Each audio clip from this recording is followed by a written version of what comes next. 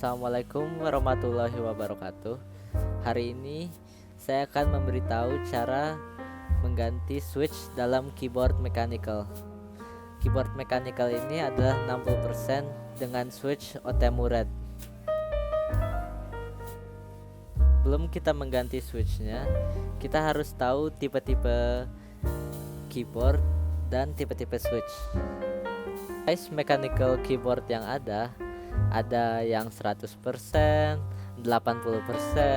75%, 68%, dan 60%, dan juga ada 50%.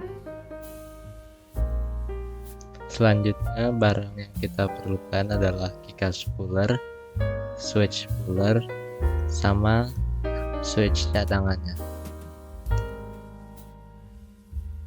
Jadi langkah pertamanya adalah membuka keycapsnya dulu.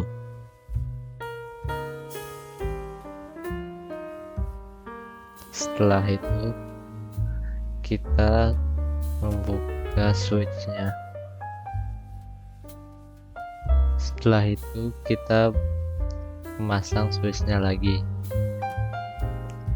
Setelah memasang switchnya, mari kita pasang keycapsnya.